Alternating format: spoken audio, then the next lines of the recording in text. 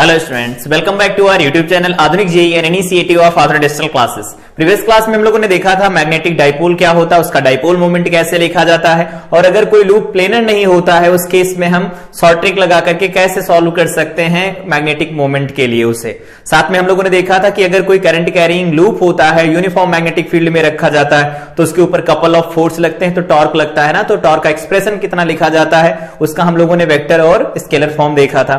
साथ में हम लोगों ने देखा था work done in rotating a current carrying coil in magnetic field, energy of dipole देखा था और उसके ऊपर कुछ क्वेश्चन प्रैक्टिस की थी, होमवर्क भी दिया था, वो आई थिंक किया होगा।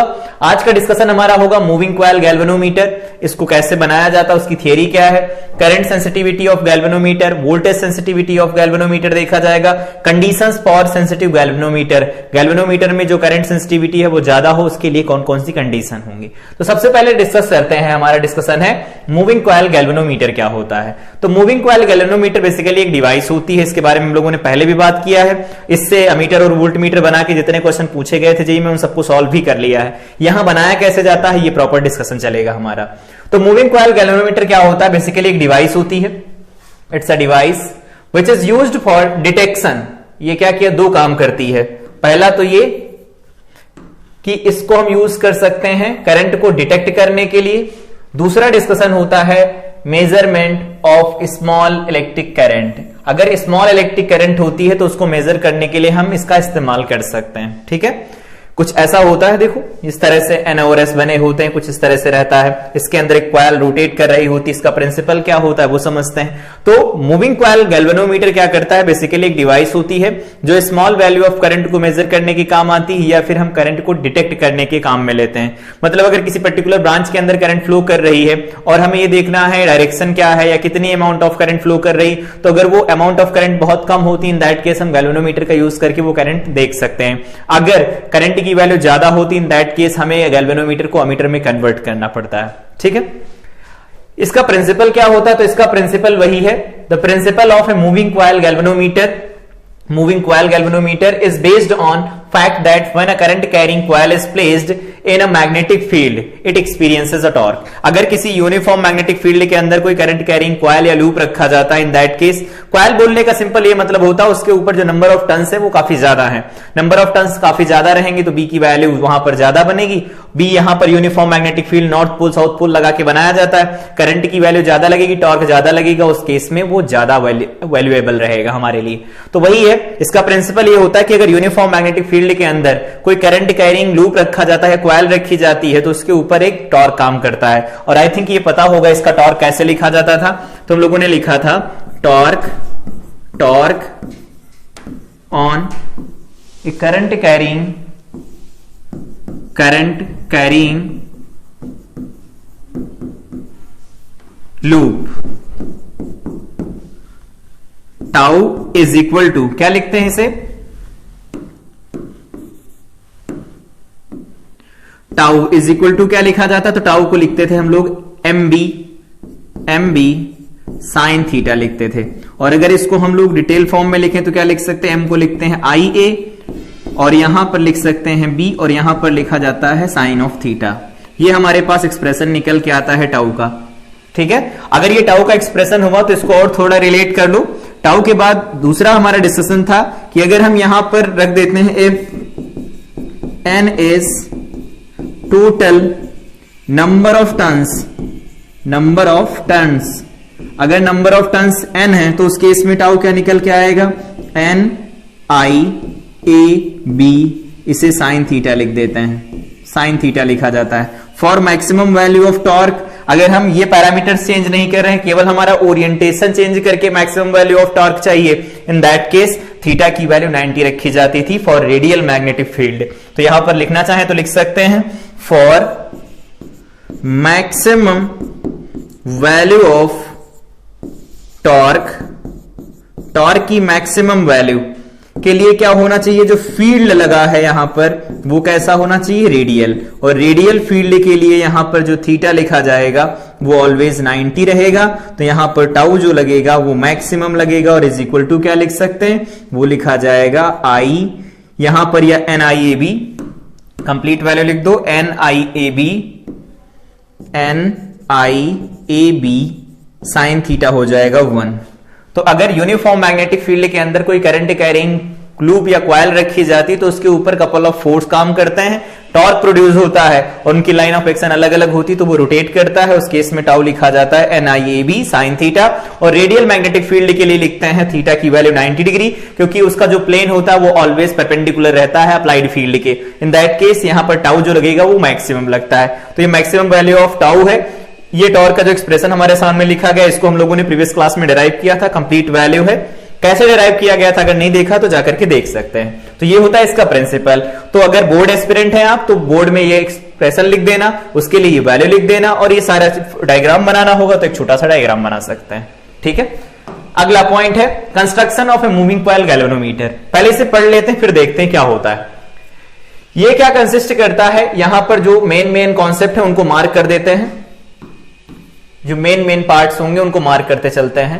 पहला पार्ट है इसके पास रेक्टेंगुलर कॉइल होती है एक PQRS। रेक्टेंगुलर कॉइल PQRS क्या होगी, जो यूनिफॉर्म मैग्नेटिक फील्ड में रोटेट करेगी।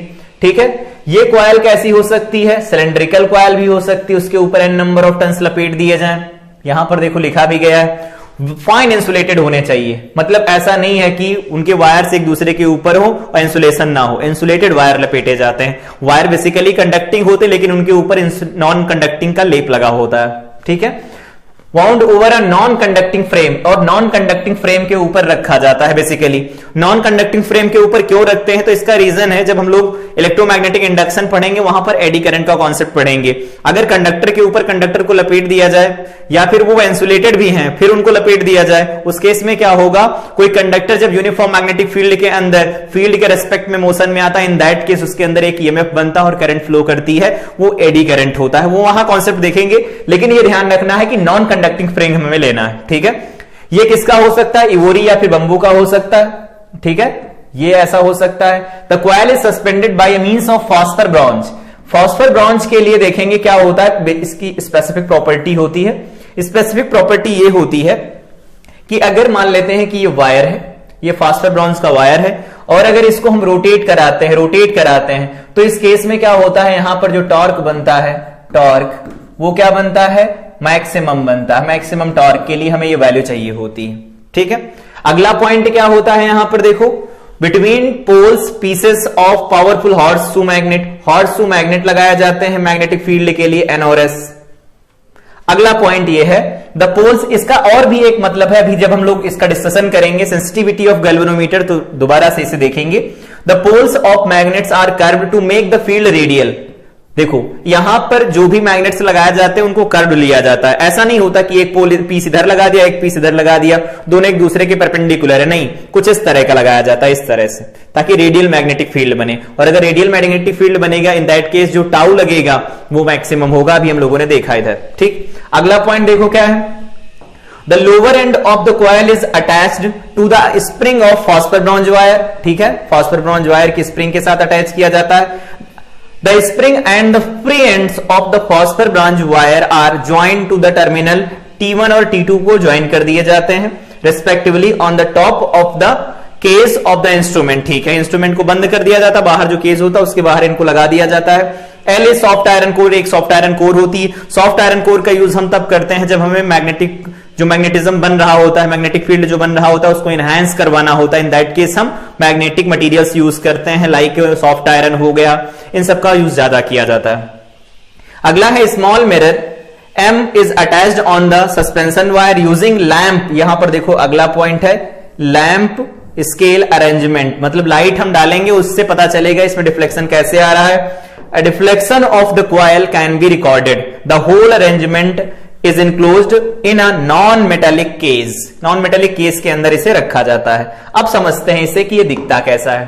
तो ओरिजिनली जो भी लिखा गया है वो बिलास्टिक होता है, वो इस तरह का दिखता है। और वो कैसा दिखेगा, तो इसमें देखो हॉर्सशू मैग्नेट इस्तेमाल किए गए N और S, सही है।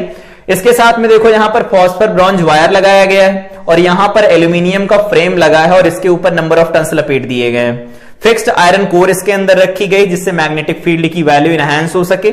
यहां पर हॉर्सशू मैग्नेट ये है ही, current source circuit under test है, सपोर्ट लगाया जाता है। देखो ये T1 और ये T2 सपोर्ट लगाए गए हैं। यहां पर सेवरल टर्न्स आर वाउंड, मतलब जो भी ली गई है क्वाइल, उसके क्वाइल के ऊपर n नंबर ऑफ टर्न्स, काफी ज्यादा नंबर ऑफ टर्न्स लपेट दिए गए हैं। अब देखो क्या किया जाता है, जैसे जैसे रोटेट करेगी इसके साथ यहां पर जो प्लेन मिरर लगा हुआ है वो भी रोटेट करेगा, तो इधर से लाइट इंसिडेंट करवाई जाती है। जैसे जैसे रोटेट करेगा उसी के रेस्पेक्ट पर यहां पर स्केल लगी है, इस स्केल के ऊपर क्या करेगा, वो लाइट इधर से उधर चलेगी और हम डिटेक्ट कर पाएंगे कि हाँ डिफ्लेक्शन कितना आ रहा है।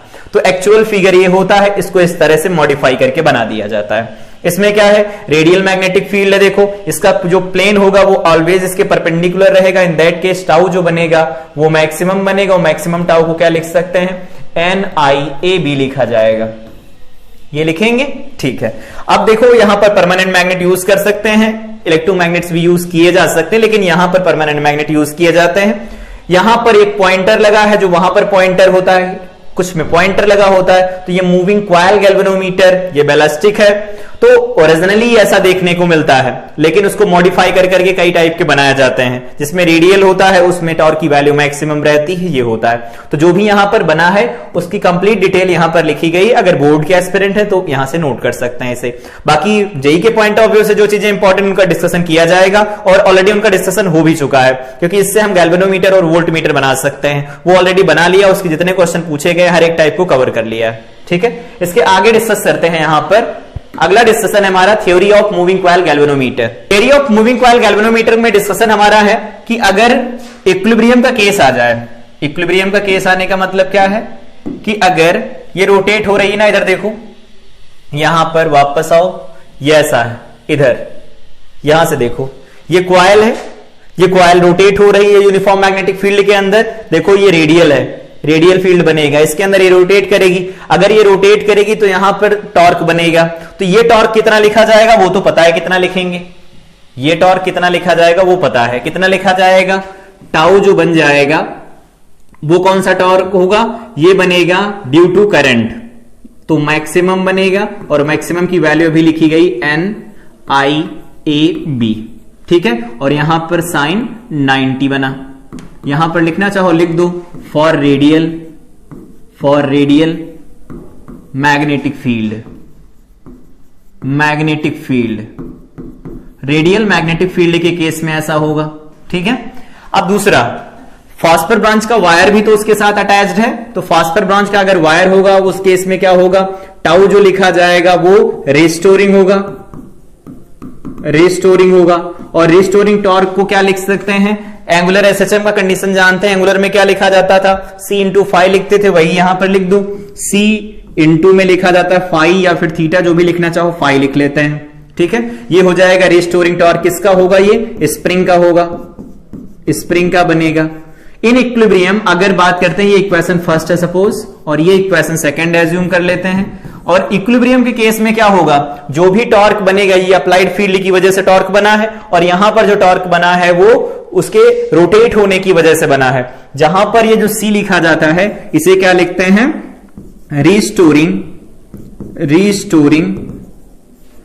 Restoring couple per unit twist बोला जाता है इसे, ठीक है, ट्विस्ट बोला जाता है। थीटा क्या है, theta is the angle through which coil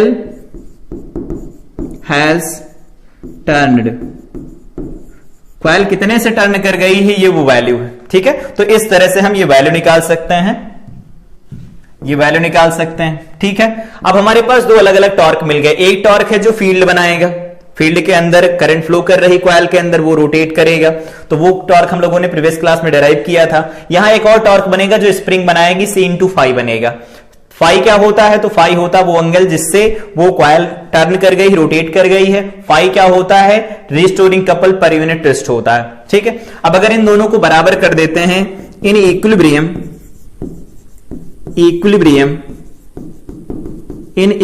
क्या लिखेंगे यहां पर कि जो NIAB लिखा जाएगा वो किसके बराबर लिखा जाएगा, C/φ के बराबर लिख देंगे। ये हमारे पास मेन इक्वेशन बनेगी, ठीक है। इससे रिलेटेड ये इक्वेशन याद रखनी है। तो अगर ये इक्वेशन बनेगी NIAB = C/φ, तो यहां से एक वैल्यू निकालो फाई की, तो फाई की वैल्यू क्या लिख सकते हैं, फाई इज इक्वल टू लिखा जाएगा यहां पर NIA और यहां पर लिख सकते हैं B डिवाइडेड बाई, यहां पर लिखा जाएगा C। ये वैल्यू क्या बन जाएगी? C बन जाएगी। तो लिख दो यहां पर C। ये हमारे पास फाई की वैल्यू निकल के आ गई, दिख रहा होगा सही से। तो अगर ये फाई की वैल्यू है तो यहां से देखो ये जो NIA या NI ना लिख करके इसे ऐसा लिख देते हैं, कुछ और एक कांस्टेंट बनाना है। इसके लिए यहां पर जो लिखा गया है N, यहां पर AB बाई C, इसको एक ब्रैकेट में कर देते हैं और I को यहां अलग हटा देते हैं। यहां पर जो फाई बनेगा वो अलग हटा देते हैं। तो यहां से I की वैल्यू बताओ क्या निकल के आएगी? I की वैल्यू निकल के आ जाएगी C डिवाइडेड बाई में NAB और इनटू में क्या लिखा जाएगा? फाई लिखा जाएगा। ये फाई बन जाएगा यहां से। तो इस तरह से फाई की वैल्यू हम रिलेट कर सकते हैं। तो अगर ये I is equal to phi निकल के आएगा तो ये तो कांस्टेंट है, ये क्या है? कांस्टेंट है, कांस्टेंट है। और अगर ये कांस्टेंट होगा तो I डायरेक्टली प्रोपोर्शनल किसके आएगा? फाई के डायरेक्टली प्रोपोर्शनल निकल के आएगा। और यही लीनियर रिलेशनशिप हमें डिटेक्ट करने के काम दे देती है कि अगर ऐसा रिलेशन है कि जैसे जैसे डिफ्लेक्शन होगा इसका मतलब उसमें करंट फ्लो कर रही है, तो जो फ्लो करने वाली करंट होगी वो डिफ्लेक्शन पर डिपेंड करेगी। और ये लीनियर रिलेशनशिप जो लीनियर रिलेशनशिप होता है यही बनाता है, linear relationship makes a galvanometer, इधर लिख लो, makes a galvanometer to detect and measure small current. Small current को मेजर करना हो या उसे डिटेक्ट करना हो, ये लीनियर रिलेशनशिप काम आती है। तो हमारा फार्मूला ये बना कि जो भी टॉर्क लग रहा होगा NIAB sin थीटा वो बराबर हो जाएगा रिस्टोरिंग टॉर्क के स्प्रिंग के, और इक्विलिब्रियम के केस में उनको बराबर करके यहां से एक रिलेशनशिप निकाला कि जो I निकल के आएगा वो फाई के डायरेक्टली प्रोपोर्शनल निकल के आएगा। ठीक है, अब यहां पर आगे बात करते हैं कुछ इंपॉर्टेंट पॉइंट्स के बारे में। करंट सेंसिटिविटी है, उससे पहले यहां पर कुछ और बात कर लेते हैं। यहां पर जो लिखा ना C बाई, इसको दोबारा से यहां से लिखो, जो लिखा गया C डिवाइडेड बाई NAB, इसको लिखा जाता है स्मॉल के लिखते हैं, या कैपिटल के लिखना चाहो लिख लो। इसे कहा जाता है constant for galvanometer, constant for galvanometer constant for galvanometer कहते हैं, या फिर इसको शॉर्टकट में नाम दिया जाता है गैल्वेनोमीटर कांस्टेंट, गैल्वेनोमीटर कांस्टेंट या कांस्टेंट फॉर गैल्वेनोमीटर लिखा जाता है। ये इसकी वैल्यू लिखी जाती है। आई थिंक याद रहेगा। तो हमारा डिस्कशन ये चल रहा था कि अगर यूनिफॉर्म मैग्नेटिक फील्ड के अंदर कोई सर्कुलर कॉइल है या कोई लूप है बेसिकली जिसमें करंट फ्लो कर रही है, अगर उसे रखा जाता है तो उस पर टॉर्क लगता है, टॉर्क लगने की वजह से वो रोटेट कर जाती है। इसी प्रिंसिपल का यूज करके बनाया जाता है गैल्वेनोमीटर। ठीक है, अगला डिस्कशन हमारा है यहां पर करंट सेंसिटिविटी क्या होती है। तो इसका डिस्कशन हम लोगों ने पहले भी किया था। करंट सेंसिटिविटी क्या होती है? डिफ्लेक्शन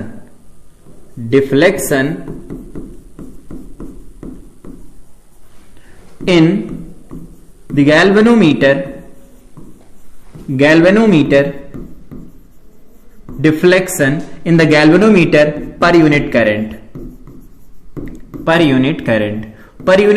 पर कितना डिफ्लेक्शन आता है गैल्वेनोमीटर में, दैट इज करंट सेंसिटिविटी का ये बेसिक मतलब होता है। तो अगर लिखना चाहे तो लिख लेना, deflection in the galvanometer per unit current is known as current sensitivity of galvanometer. यहां से लिखेंगे तो क्या लिखेंगे? करंट सेंसिटिविटी, इसे हम कहेंगे CS से। ठीक है, और इसे लिखा जाता है फाई डिवाइडेड बाई में I। ये हमारे पास फार्मूला निकल के आता है बेसिकली। ठीक है, पर यूनिट करंट पर कितना डिफ्लेक्शन आएगा या कितना रोटेट कर जाएगा वही वैल्यू लिखी जाती है करंट सेंसिटिविटी। अब फाई बाई I के लिए यहां वापस आओ, फाई बाई I, यहां से देखो ये लिखा गया फाई बाई I, ये बन जाएगा NAB बाई C।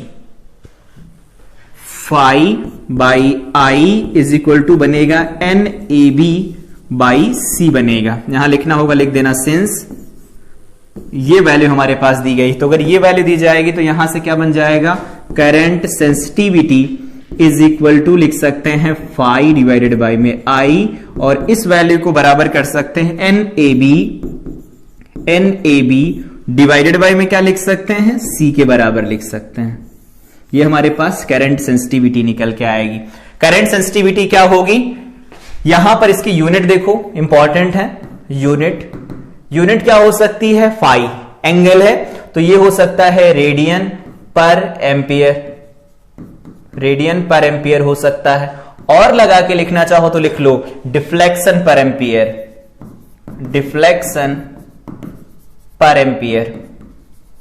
एम्पियर दोनों अलग अलग यूनिट होती हैं, ध्यान रखना। तो डिफ्लेक्शन पर एम्पियर लिखना हो तो डिफ्लेक्शन पर एम्पियर लिख सकते हैं, रेडियन पर एम्पियर लिखना हो तो रेडियन पर एम्पियर लिख सकते हैं। Current sensitivity is the amount of rotation of the coil पर यूनिट करंट, मतलब पर यूनिट करंट अगर कॉइल में फ्लो करती इन दैट केस वो कितना टर्न करेगी, दैट इज करंट सेंसिटिविटी। ठीक है, अगला पॉइंट यहां पर है, इसके बारे में भी हम लोगों ने पहले बात की थी। वो क्या डिस्कशन हमारा अगला डिस्कशन है वोल्टेज सेंसिटिविटी की। वोल्टेज सेंसिटिविटी क्या होती है, तो इसकी भी डेफिनेशन लिख लो। ये क्या बन जाएगा यहां पर, ऐसा यहां पर लिखो वोल्टेज, या फिर ऐसे लिख देते हैं डिफ्लेक्शन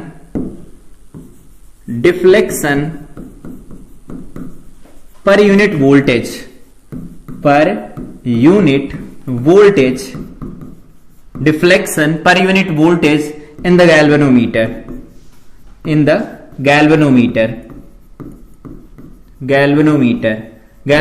में पर यूनिट कितना डिफ्लेक्शन आ रहा है, पर यूनिट वोल्टेज कितना डिफ्लेक्शन आ रहा है, तो deflection per unit voltage in the galvanometer is voltage sensitivity of galvanometer. अब इसको कैसे लिख सकते हैं, यहां से देखो वोल्टेज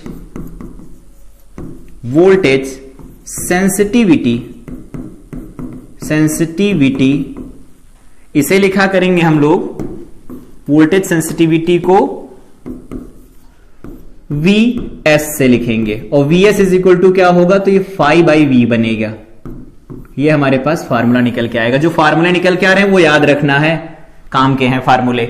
ये निकल के आएगा voltage sensitivity phi by V. अगर हम यहां से देखेंगे अकॉर्डिंग टू ओम्स लॉ, याद तो होगा ना, अभी तो भूले नहीं होंगे। According to Ohm's law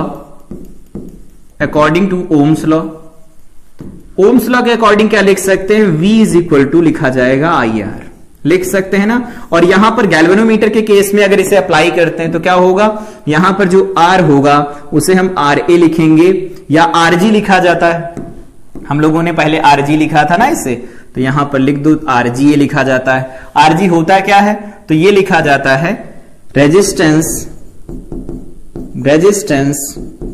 of galvanometer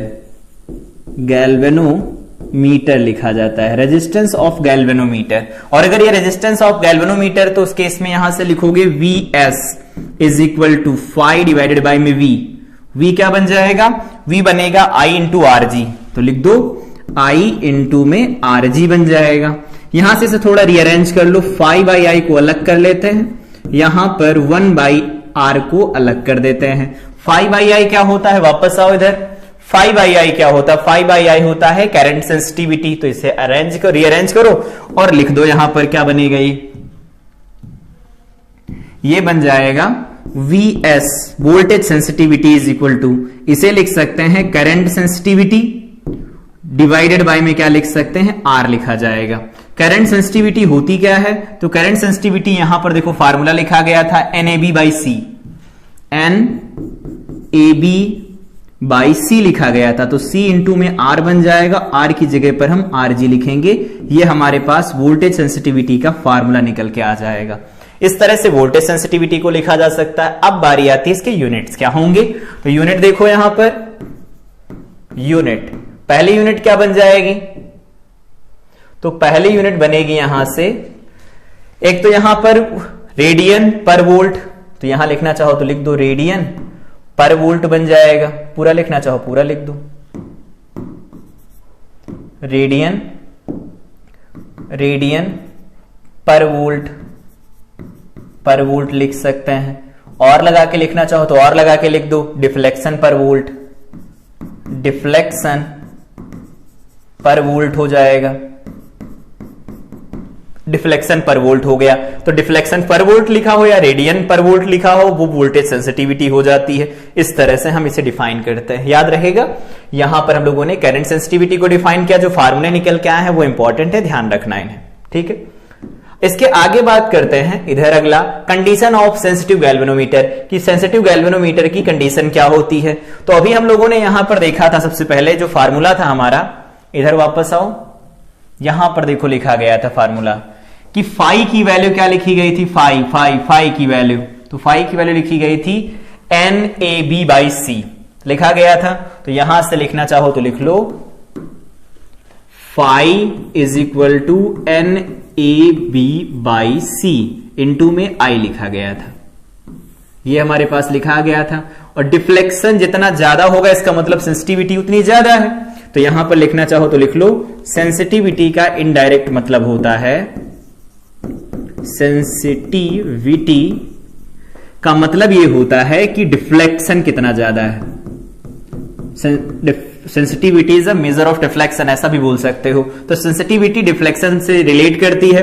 तो यहां पर अगर हम बात करते हैं फॉर मोर सेंसिटिव, सबसे ज्यादा सेंसिटिव हो, उस केस में क्या होगा, पहला पॉइंट N जो होना चाहिए वो लार्ज होना चाहिए। देखो देखते जाओ, N is large. B point क्या लिख सकते हैं, A इज लार्ज, ठीक है, ज्यादा है। C पॉइंट क्या है, B इज लार्ज, ठीक है। अगला पॉइंट क्या होगा, D पॉइंट, देखो D पॉइंट में क्या होगा, C शुड बी लीस्ट। जो C होता है, जिसको हम लोगों ने कहा restoring couple per unit twist, वो लीस्ट होना चाहिए। इस लीस्ट को कम करने के लिए हम किन चीजों का इस्तेमाल करते हैं, तो अभी हम लोगों ने देखा यहां पर क्वार्ट्ज या फिर हम फॉस्फर ब्रॉन्ज का वायर यूज करते हैं, फॉस्फर ब्रॉन्ज वायर्स यूज करते हैं। तो ये तो प्रॉब्लम सही हो गई कि अगर हमें लीस्ट चाहिए C की वैल्यू, क्योंकि C कम होगा तभी तो फाई बढ़ेगा, तो उसके लिए क्वार्ट्ज या फॉस्फर ब्रॉन्ज के वायर लगाए जाते हैं, ठीक है। N को हम बढ़ा सकते हैं, नंबर ऑफ टर्न्स बढ़ा करके A को बढ़ाया जा सकता है। B कैसे बढ़ाया जाता है, यहां पर स्ट्रॉन्ग हॉर्स सू मैग्नेट्स लगाए जाते हैं, मैग्नेट का यूज करते हैं। तो देखो B भी बढ़ गया, और अगर ये सारी वैल्यू बढ़ जाएंगी तो देखो N बढ़ गया, A बढ़ गया, B बढ़ गया, और इस वैल्यू को कम करने के लिए इनका इस्तेमाल कर लेते हैं हम। तो ओवरऑल हमारे पास यहां पर जो डिफ्लेक्शन था ना, वो डिफ्लेक्शन तो बढ़ा दिया हम लोगों ने, डिफ्लेक्शन बढ़ा दिया, इसका मतलब इसकी सेंसिटिविटी बढ़ गई। तो अगर उसकी सेंसिटिविटी बढ़ाना है तो वो किन चीजों पर डिपेंड करती है, वो इतने पैरामीटर्स हो गए। अगर कोई ऑप्शन आता है, मतलब कोई क्वेश्चन पूछा जाता है, तो वो कर सकते हैं, ठीक। इससे अगला पॉइंट है डिस्कशन हमारा, conversion of galvanometer into an ammeter. इसका डिस्कशन प्रॉपर पहले हो चुका है, लेकिन फिर भी एक बार रिकैप दे देते हैं फटाफट। और इससे क्वेश्चन भी हैं, अगर जाके देखना चाहे तो करंट इलेक्ट्रिसिटी में कवर कर लिए गए हैं, वहां से देख लेंगे। गैल्वेनोमीटर को अमीटर में बदलते हैं। तो सबसे पहले बात करते हैं अमीटर क्या होता है, अमीटर होता है एक करंट मेजरिंग इंस्ट्रूमेंट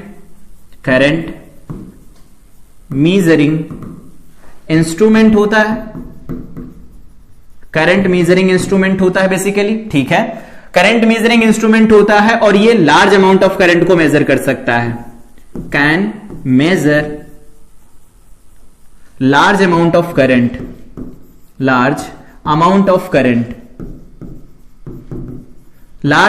करंट को ये मेजर कर सकता है, ठीक है। दूसरा पॉइंट हो गया,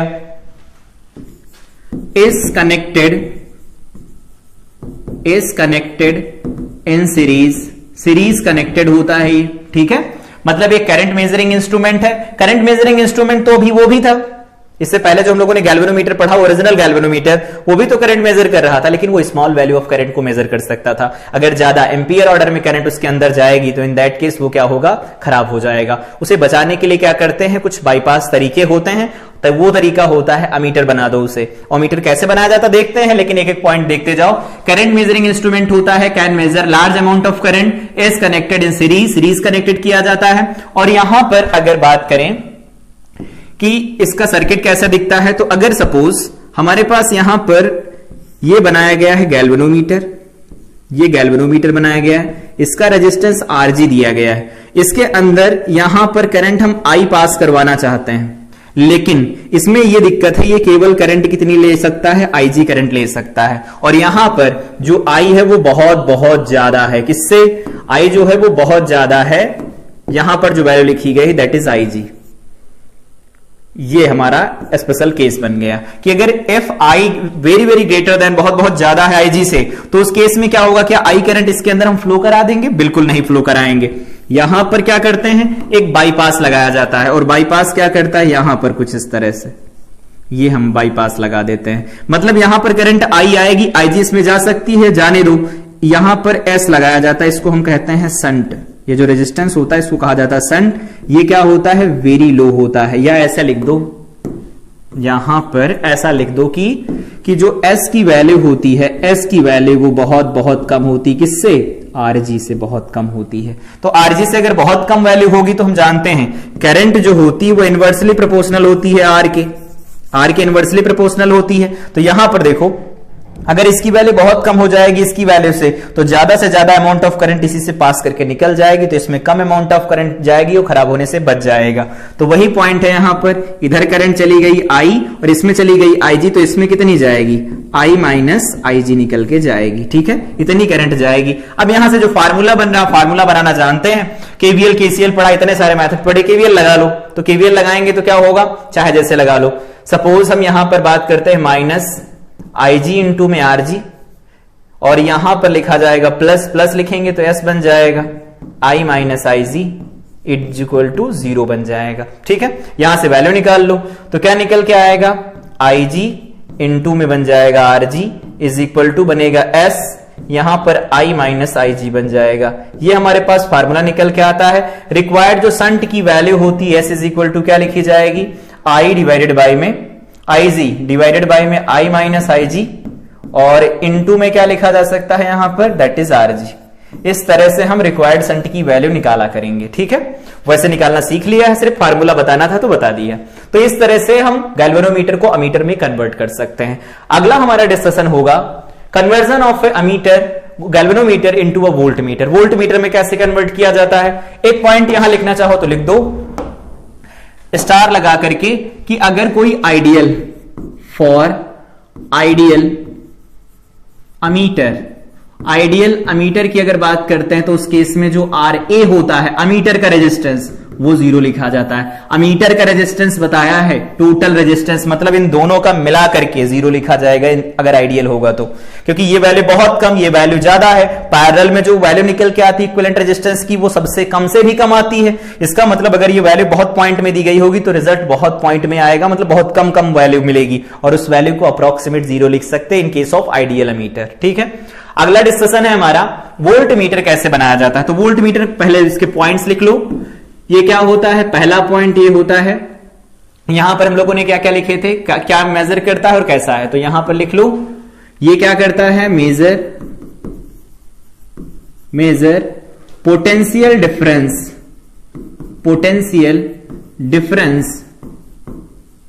डिफरेंस अक्रॉस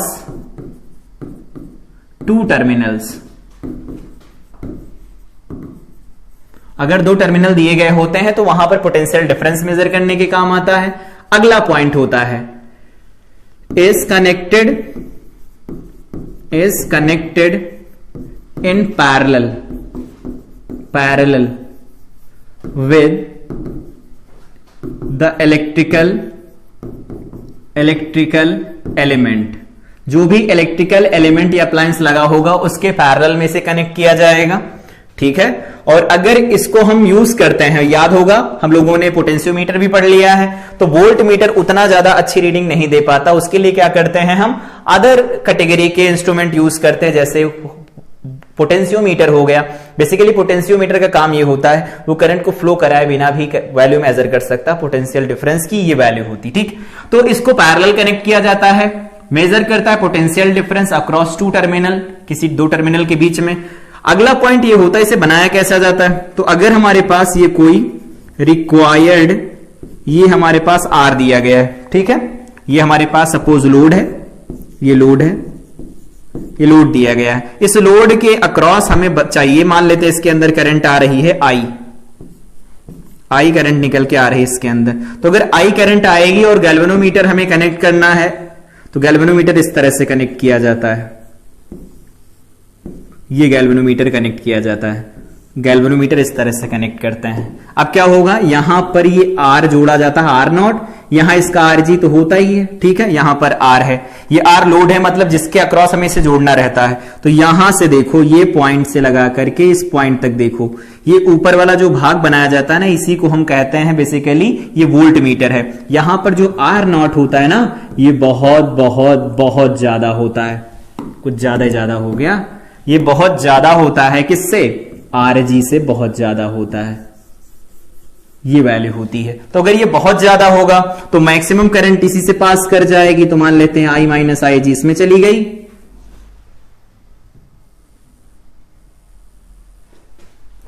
आई माइनस आई जी इसमें चली गई, तो इधर कितनी चली जाएगी, आई जी चली जाएगी। मान लेते हैं ये पॉइंट ए है और ये पॉइंट बी है, इन दोनों के बीच का पोटेंशियल डिफरेंस V दिया गया है, और इस V की रीडिंग हमें चाहिए इस वोल्टमीटर से, तो कितनी निकल के आएगी बता दो, यहां से बता सकते हैं क्या, यहां का इसका लिख लो, चाहे ऊपर वालों का लिख लो, तो लिख देते हैं V इज इक्वल टू लिखा जाएगा आई आर, तो I लिखेंगे तो आई जी लिखा जाएगा इंटू आर, आर क्या बनेगा, R naught plus R G निकल के आएगा।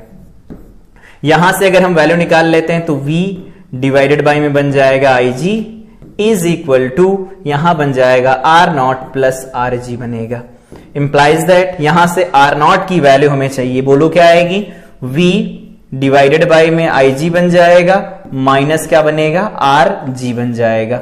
ये हमारे पास रिक्वायर्ड रेजिस्टेंस की वैल्यू हो जाएगी, जो इसे गैल्वेनोमीटर में कन्वर्ट कर देगी। तो याद रखेंगे, अगर हमें गैल्वेनोमीटर वोल्ट मीटर में कन्वर्ट कर देगी, अगर गैल्वेनोमीटर से हमें वोल्ट मीटर बनाना है तो उसके सीरीज में एक बहुत बड़ा रेजिस्टेंस ऐड करना पड़ता है, बड़ा मतलब बड़ी वैल्यू का, जिससे कि मैक्सिमम करंट जिसके अक्रॉस हम कनेक्ट कर रहे हैं हम वोल्ट मीटर को, उसी से ज्यादा करंट पास हो रही हो। और अगर अमीटर बना रहे होते तो पैरेलल में हमें बहुत कम रेजिस्टेंस ऐड करना पड़ता है कि बाईपास हो जाए करंट, ज्यादा से ज्यादा करंट उससे पास ना हो, दूसरे रास्ते से चली जाए और वो खराब होने से बच जाता है। तो ये फार्मूला होता है, ये फार्मूला याद रखेंगे, जब भी कभी वोल्ट मीटर बनाना हो तो इस तरह से बनाया करेंगे। और दूसरा पॉइंट ये है कि अगर हमें यहां कहीं पर इस साइड अगर अमीटर कन्वर्जन करना होगा, अमीटर में कन्वर्जन, तो उसके लिए यहां पर ये रिक्वायर्ड संटी की वैल्यू है। और यहां पर हम लोगों ने देख लिया कंडीशन फॉर सेंसिटिव गैल्वेनोमीटर की, अगर कोई ऑप्शनल क्वेश्चन पूछा जाता है तो उसको कैसे डील करेंगे। यहां पर देख लिया कि वोल्टेज सेंसिटिविटी, करंट सेंसिटिविटी, यहां पर देख लिया theory of moving coil galvanometer क्या होती है। बेसिकली ये फार्मूला जो यहां पर निकल के आया है, ये मेन फार्मूला है। कैसे निकल के आया है, आई थिंक पता चला होगा कि जो NIAB sin थीटा लिखा जाता था उसको बराबर कर दिया C फाई के, ठीक है, एंगुलर के लिए। अगला पॉइंट यहां पर देख लिया कंस्ट्रक्शन बनाया कैसे जाता है इसे, ये कंस्ट्रक्शन है, पूरा पढ़ लेना इसे। Principle of moving coil galvanometer is कि अगर किसी लूप को यूनिफॉर्म मैग्नेटिक फील्ड में, करंट कैरिंग लूप को यूनिफॉर्म मैग्नेटिक फील्ड में रखा जाता है तो उसके ऊपर फोर्स लगता है। ये मूविंग कॉइल गैल्वेनोमीटर हो गया, यहां से हम लोगों ने स्टार्ट किया था डिस्कशन। तो मूविंग कॉइल गैल्वेनोमीटर बेसिकली एक डिवाइस होती है जो करंट को डिटेक्ट करने के काम में ली जाती है। गैल्वेनोमीटर जो होती है वो एक डिवाइस है जो डिटेक्ट करने के काम में ली जाती है करंट को, साथ में स्मॉल करंट की वैल्यू को मेजर करने के काम में भी ली जाती है। स्मॉल करंट का मतलब माइक्रो एम्पियर, मिली एम्पियर की करंट को ये मेजर कर सकता है, लेकिन एमीटर जो होता है वो एम्पियर ऑर्डर की करंट को मेजर कर सकता है। इसीलिए जब करंट की वैल्यू बढ़ जाती है, इन दैट केस गैल्वेनोमीटर हम यूज नहीं करते। तो ये क्लास थी जिसमें हम लोगों ने प्रॉपर डिस्कशन किया कि गैल्वेनोमीटर बनाया कैसे जाता है, उसे वोल्ट मीटर और अमीटर में कैसे कन्वर्ट कर सकते हैं। अगर बात करें कि गैल्वेनोमीटर का अमीटर और वोल्ट मीटर में कन्वर्जन पर क्वेश्चन, तो वो ऑलरेडी डिस्कस किए जा चुके हैं। अगर चाहे दोबारा से ट्राई करना तो वो करंट इलेक्ट्रिसिटी में डिस्कस किए गए, वहां से जाकर के ट्राई कर सकते हैं। और जो बाकी के बचे क्वेश्चन वो आप खुद ही ट्राई कर सकते हैं। तो मिलते हैं अगली क्लास में जिसमें हम डिस्कस कर रहे होंगे इसके बचे हुए कुछ भी बाइक्यूज जो मिसलेनियस होंगे, कई सारे टॉपिक से रिलेटेड होंगे, उन सबका डिस्कशन करेंगे। देन आफ्टर हम स्विच कर जाएंगे सोर्सेज ऑफ मैग्नेटिक फील्ड की तरफ, जहां बायो सावर्ट लॉ पढ़ेंगे और डिफरेंट कॉन्फ़िगरेशन के लिए मैग्नेटिक फील्ड निकालना सीखेंगे। तो तब तक के लिए इस क्लास को रिवाइज करें, मिलते हैं अगली क्लास में। Till then I wish you all the best.